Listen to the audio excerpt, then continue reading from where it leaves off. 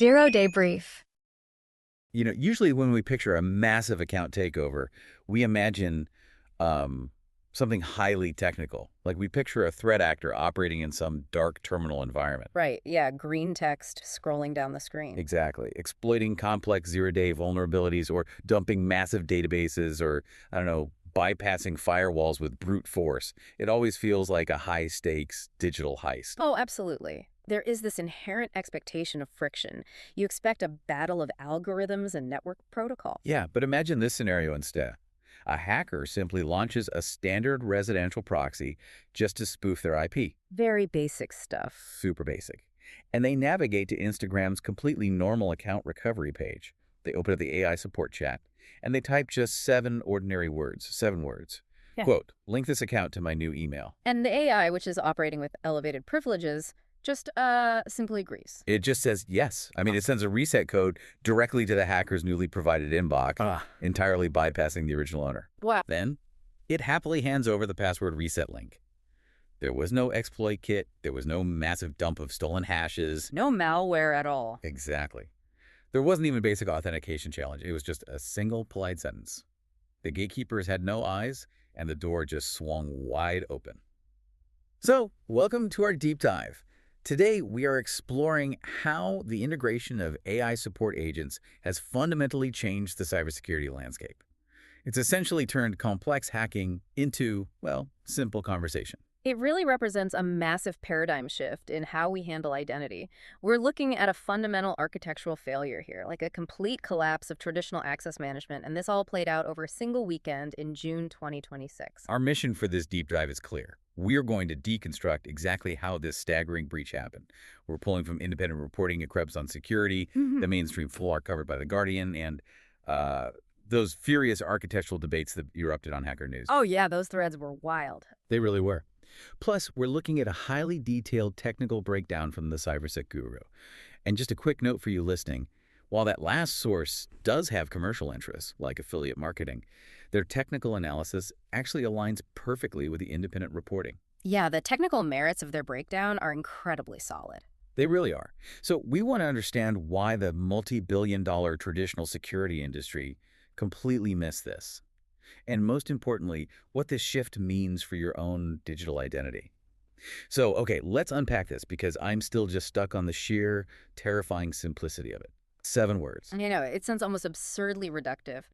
But to truly understand the gravity of a 7-word hack, we have to kind of contrast it with the intense friction of the methods it replaced. Right. Think about the old world of high-value account takeovers.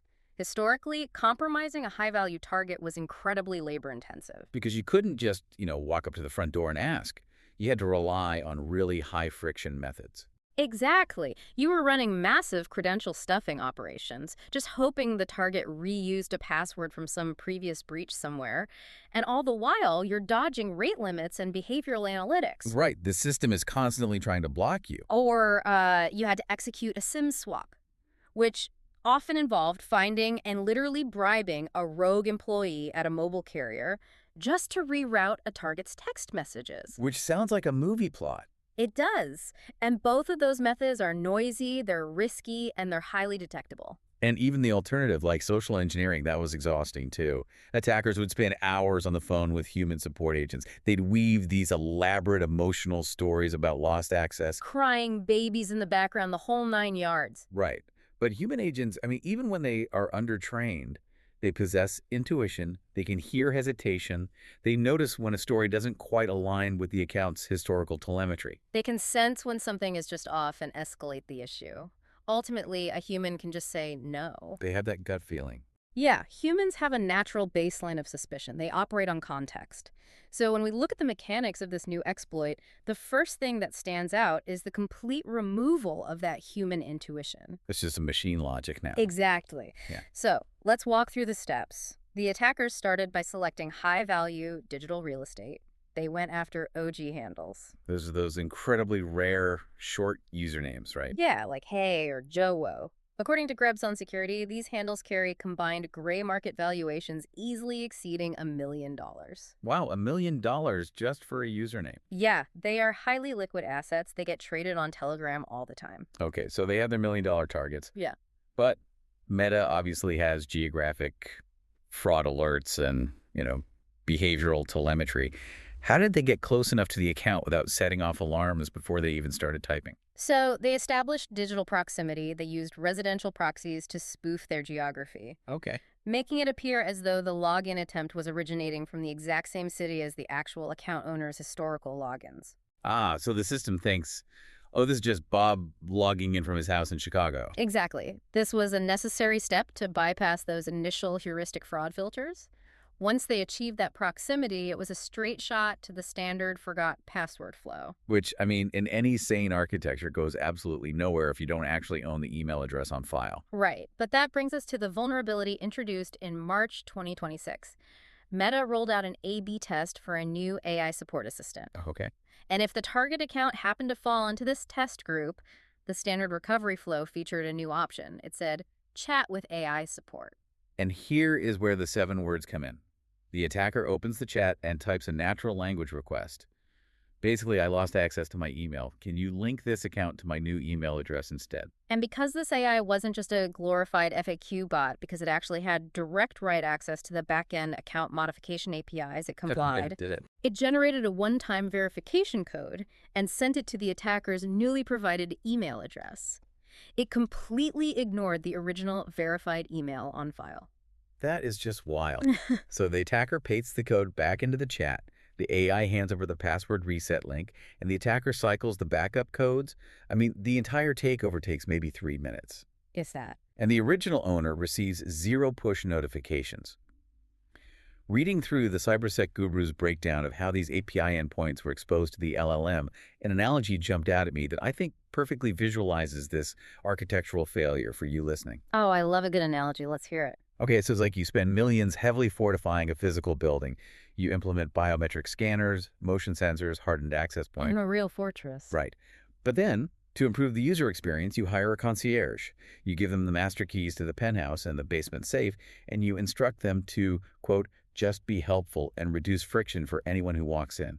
Yeah, so someone wanders in off the street, says they forgot their key, and the concierge just hands over the master key. They didn't break the locks, they just asked the person holding the keys. That is the perfect visualization of the underlying flaw. I mean, the concierge was just executing its core directive, and it forces us to ask, why was the surrounding multi-billion-dollar security infrastructure completely blind to someone just wandering through the front door? Right, the defense failed spectacularly. Yeah. What were the engineers on Hacker News saying about this? Because this feels like a foundational error in systems design. Ugh, the Hacker News debates were intense, and they centered heavily on a concept in computer science known as the confused deputy. The confused deputy. Yeah, it's a problem that dates back to the 1980s, actually, but large language models have entirely supercharged it. A confused deputy is basically a legitimate, highly privileged program that is tricked by an attacker into misusing its authority. Because the AI had legitimate write access to the account management APIs. Like, it was allowed to rebind emails. It was authorized to make those changes. The attacker didn't steal those permissions. They simply induced the AI to use its existing powers on their behalf. And no one saw this coming. Well, the security community explicitly warned about this. This vulnerability is classified as excessive agency, and it was heavily featured in the 2023 OWASP Top 10 for large language model applications. At least it was documented. Completely documented. The guidance was unequivocal. It said, do not grant language models overly broad permissions to execute destructive or high-stakes actions without deterministic, out-of-band confirmation loops. Wow. Yet here we are. We saw an agent deployed in production at massive scale that violated this core principle. Okay, I had to jump in here and play devil's advocate for a second. But wait, didn't these systems recognize that the person initiating the chat didn't have the original password? I mean, the foundational concept of identity and access management is checking the credential. Right. How could the AI's judgment of a polite sentence be the only checkpoint? Well, here's where it gets really interesting. The AI was specifically designed to help users who didn't have their passwords. Wait, really? Yeah, that was its entire operational purpose in that specific workflow. If you forgot your password, you were routed to the AI. So the fact that the user lacked credentials wasn't a red flag to the system. It was the actual prerequisite for the conversation to even begin. So the lack of a credential was a feature of the interaction, not a bug. Exactly. The design itself was the vulnerability. They took language understanding, which is a probabilistic function, and used it as an authentication boundary. And as we now know, conversational fluency is not authentication. Which perfectly explains why the traditional security alarms, the SIMs and behavioral analytics engines just stayed completely silent. Because modern security tools are optimized to detect heists, not conversations. Right. They look for credential dumping, like an attacker using mimikatz in memory. They look for impossible travel, or rapid brute force password guessing. But the attacker wasn't doing any of that. Not at all. They never touched the traditional login portal to generate a failed login attempt. A polite, well-formed sentence in natural English is entirely indistinguishable from a legitimate user who is genuinely frustrated about losing their phone. It's just text. Exactly. Ian Golden from Black Lotus Labs noted in the Krebs on Security piece, quote, AI chatbots create an interesting new attack surface. That feels like the understatement of the decade. It really is. When you rely on inferring intent rather than cryptographically verifying identity, you have absolutely zero defense against an adversary whose malicious intent is hidden behind polite, natural phrasing. Okay, so the primary defense mechanism failed because it trusted the conversation over the credential. But the sources outlined that there was actually a secondary automated defense layer that did occasionally trigger. And this transitions us into what might be the most sci-fi element of this entire deep dive, an adversarial loop of AI against AI. Oh, yeah, the escalation phase. This is where it gets crazy. In some instances, Meta's probabilistic models did notice a slight anomaly in the request and demanded a higher level of verification. Okay, what did it ask for? It asked the user to provide a video selfie to prove their face matched the historical photos on the account. A biometric checkpoint. A checkpoint, yeah, but a fundamentally flawed one when deployed against a modern adversary. The attackers didn't panic, they just adapted their tooling. Wow. They scraped public Instagram photos of their targets, fed those static images into generative AI video tools, and created synthetic, moving video selfies. Deep fakes on demand. Exactly. They generated these synthetic videos and fed them straight back into Meta's automated verification system.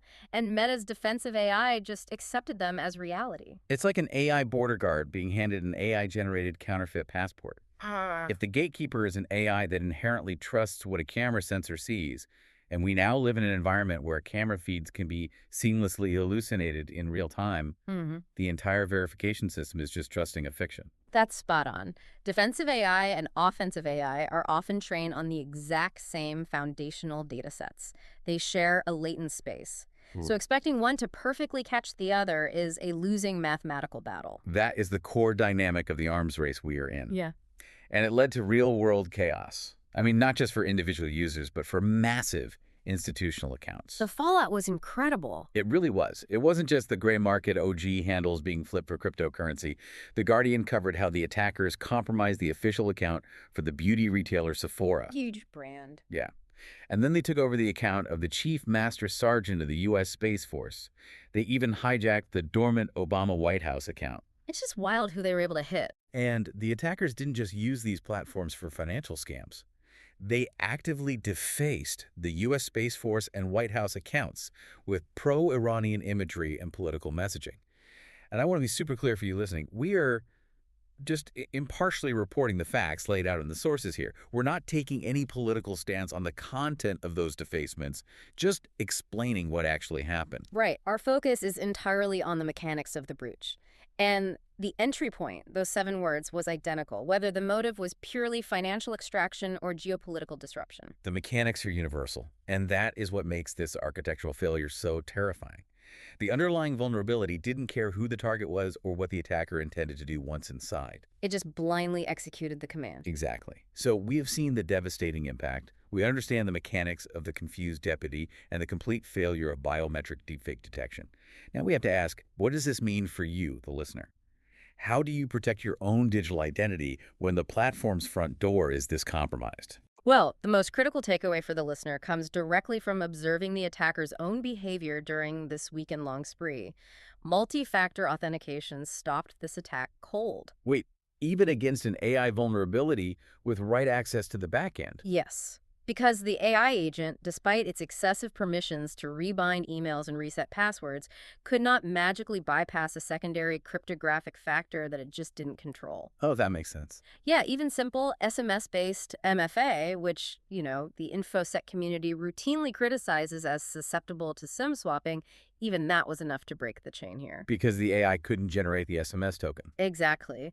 And get this, none of the hijacked accounts, not the million-dollar handles, not Sephora, and shockingly, not the U.S. Space Force had MFA enabled. The U.S. Space Force was operating without two-factor authentication. That alone is staggering. It really is. But it absolutely proves the point for your own security posture. Turn on MFA everywhere. Make it a hard, deterministic gate. But looking beyond just individual hygiene, how does the tech industry actually remediate this architectural nightmare? The Hacker News threads must have been full of proposed solutions. Oh, they definitely were. And the industry remediation requires a fundamental shift in how AI agents are integrated into identity and access management workflows. Right. The CyberSec Guru's technical breakdown provides a very specific architectural checklist. First, organizations must rigorously map every API key and permission the AI holds.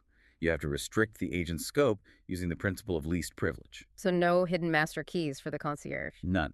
They can give directions, but they don't get the keys. Second, they must implement strict out-of-band confirmations for any destructive or high-stakes action. What does that look like in practice? So if an AI agent is asked to rebind an email address, the system must automatically email the old, trusted address with a revocation link or an authorization challenge before the database change is ever finalized.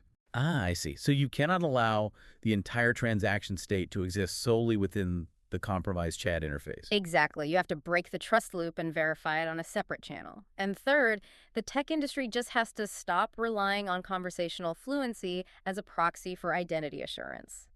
The technical breakdown source summarized this perfectly. They said, quote, "If you find the agent executing account modifications without verification, you have not built a gate, you have built a wish." You have built a wish. That is an incredibly powerful line. It really cuts to the core of the issue. So what does this all mean? Are we saying the ultimate fix to AI vulnerabilities isn't about making the AI smarter or training it with more parameters to spot deepfakes better, Yeah. but actually about structurally taking power away from it? Yes. That is the uncomfortable reality the industry has to face right now.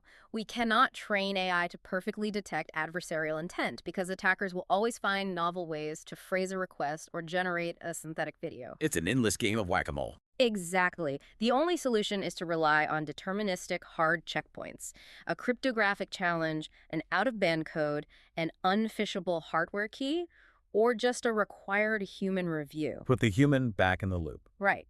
The AI can guide the conversation, it can retrieve FAQs, but it can never hold the keys to execute a final privileged action without a mathematical proof of identity. It has been a wild journey unpacking this architecture today. I mean, we started with a 7-word prompt and watched it unravel into the takeover of million-dollar digital real estate and government platforms. It escalated so quickly. It really did. We've seen how the attack surface has fundamentally shifted. It is no longer about executing a complex digital heist. It is about having a polite conversation with an overly helpful, over-permissioned machine. The concierge was just doing its job, but the building was left wide open because we mistook conversation for authentication. The rules of access management have entirely changed. Defending against malicious code is a known discipline, but defending against natural language requires an entirely new framework of zero-trust architecture. It really does. And as we wrap up this deep dive, I want to leave you with a chilling, forward-looking thought to mull over. We've just analyzed what happens when an attacker asks an AI to change a user's password. But natural language is the new attack surface, and we are rapidly integrating autonomous AI agents into absolutely everything. Everything. Our banking systems, our healthcare portals, our smart homes, and our enterprise infrastructure. So what happens when an attacker doesn't just ask an AI to reset a password, but asks a highly permissioned AI to silently rewrite its own system rules so it permanently trusts the attacker in the future? Oh man, that is the next horizon of excessive agency right there. We are moving from confused deputies to compromised administrators, and our current detection tooling is completely unprepared for it. Something to think about the next time you see a little chat bubble pop up on a website offering to help you resolve an issue. Thank you so much for joining us on this deep dive. Please, right now, go audit your account and ensure multi-factor authentication is enabled. Don't let your digital life be given away just because someone asked politely and your gatekeeper had no eyes. Thank you for listening to Zero Day Brief.